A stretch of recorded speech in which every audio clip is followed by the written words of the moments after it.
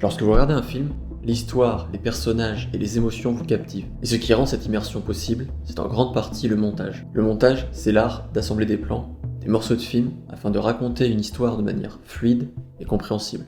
Maintenant, imaginez un puzzle géant. Chaque plan est une pièce de ce puzzle. Le montage permet de choisir les meilleurs moments de chaque prise et de les assembler pour créer un flux narratif continu.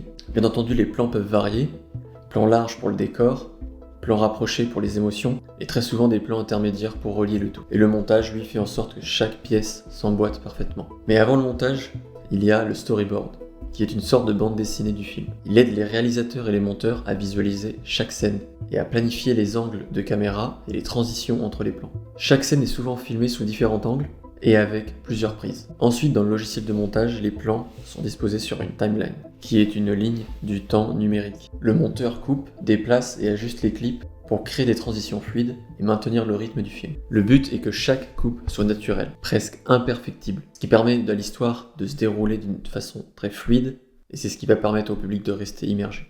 Maintenant, on va voir son importance, et on va voir pourquoi il est crucial pour maintenir l'attention. Premièrement, ça permet une fluidité narrative. Un montage fluide permet à l'histoire de se dérouler sans interruption, ce qui maintient l'attention du spectateur. Chaque scène s'enchaîne de manière logique et naturelle, et c'est donc facile et agréable à suivre. Ensuite, l'immersion. En évitant les coupes brusques ou visibles, le montage invisible immerge le spectateur dans l'univers du film. Vous êtes transporté dans l'histoire, vivant les émotions et les événements aux côtés des personnages. Ensuite, troisièmement, les émotions et réactions. Le montage invisible met en avant les émotions et les réactions des personnages, par exemple lors d'une scène de dialogue. Les coupes invisibles permettent de se concentrer sur les expressions et les sentiments des personnages, rendant la scène plus intense et engageante. Et le dernier, le rythme. Le rythme du film est contrôlé par le montage. Un montage invisible permet de maintenir un rythme constant et approprié, gardant le spectateur engagé sans qu'il s'ennuie ou soit submergé par des transitions trop rapides.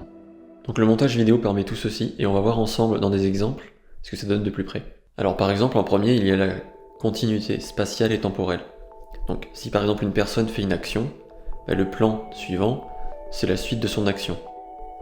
Donc du coup là on est concentré sur l'action, et du coup pour nous ça nous paraît, en tant que spectateur, ça nous paraît naturel que la suite ce soit ça. Donc là le montage est invisible, et à aucun moment ça devient gênant. Donc imaginez par exemple une scène où quelqu'un ouvre une porte, un premier plan, et un second plan où la personne a passé cette porte.